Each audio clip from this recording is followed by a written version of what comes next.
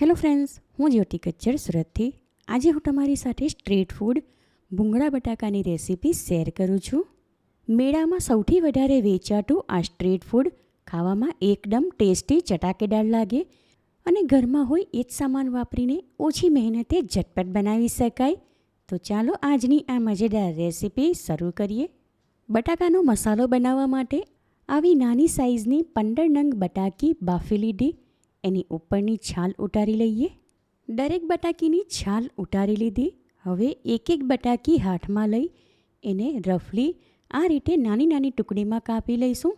બટાકી આગળના દિવસે જ બાફી લીધી હતી, માટે આ રીતે કાપી શકાય છે. બાફી લીધા પછી એને તરત કાપવામાં આવે તો મેશ થઈ જાય. આ રીતે દરેક બટાકી એકદમ ઝીણી ઝીણી કાપી લીધી. હવે મસાલો વાટવા માટે 2 નંગ તીખા લીલા મરચાં, એક નાનો ટુકડો આદું અને 10 કળી સૂકું લસણ લીધું. આમાં લીલા મરચાં અને આદુને નાની ટુકડીમાં કાપી લઈએ.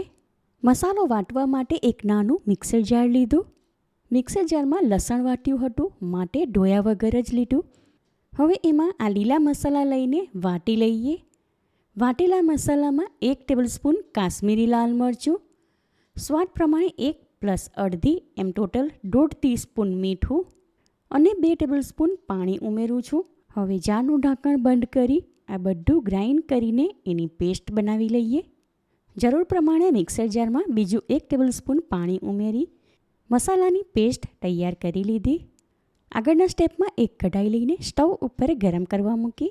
ત્યાં ગેસ ફ્લેમ મીડિયમ તરફ રાખી કઢાઈમાં 2 ટેબલસ્પૂન જેટલું તેલ લઉં છું. તેલ ગરમ થાય ત્યાર પછી એમાં અડધી ટીસ્પૂન જીરું અને 1/4 ટીસ્પૂન હિંગ ઉમેરીને મિક્સ કરી લઈએ. એને થોડી સેકન્ડ માટે સાંતળી લીધા બાદ તૈયાર કરીને રાખેલી મસાલાવાળી લાલ પેસ્ટ એમાં ઉમેરું છું. સાથે આમાં અડધી ટીસ્પૂન હળદર, 1 ટીસ્પૂન ધાણા જીરું પાવડર અને અડધી ટીસ્પૂન હોમમેડ ગરમ મસાલો ઉમેરું છું.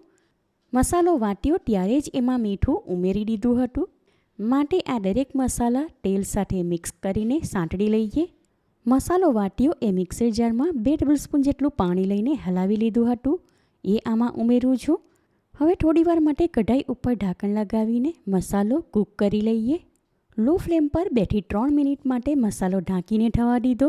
હવે કઢાઈ ઉપરથી ઢાંકણ હટાવી દઉં છું. તમે જોઈ શકો છો મસાલો શેકાઈ ગયો, એટલે એમાંથી તેલ છૂટું પડી ગયું.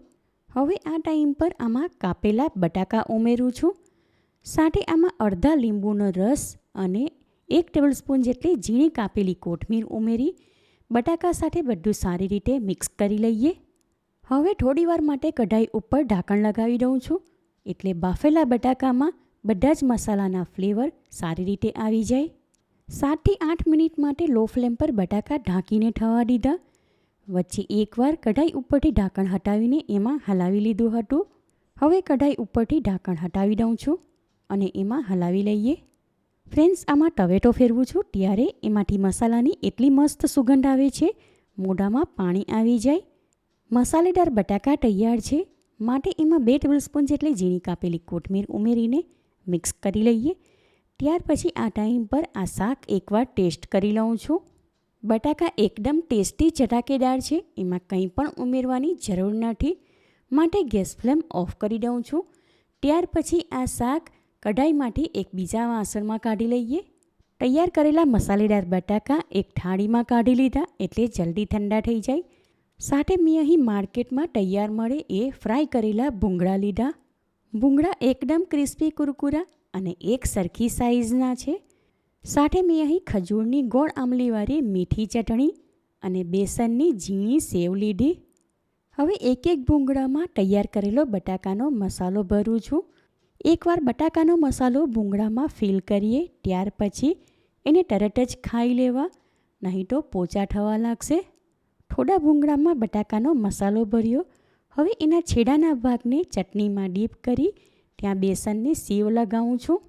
આ રીતે બટાકાના મસાલા વડે ભરેલા ભૂંગળા બટાકા ખાઈએ ત્યારે એને તરત જ ચટણીમાં ડીપ કરી ઉપર સેવ લગાવીને ખાઈ લેવા. લાંબો ટાઈમ સુધી રાખવા નહીં તો પોચા થવા લાગશે, માટે એને તરત જ સર્વ કરું છું. સુપર ટેસ્ટી મસાલેદાર બટાકા વડે ભરેલા ભૂંગળા બટાકા તૈયાર છે. બટાકા એકદમ ટેસ્ટી ચટાકેદાર અને આ ભૂંગળા ક્રિસ્પી કુરકુરા, બાળકોને સૌથી વધારે પ્રિય એવું આ સ્ટ્રીટ ફૂડ આ રીતે ઘરે જ તૈયાર કરવામાં આવે તો એમની સાથે ઘરના બધાને જ ખાવાની મજા પડી જાય.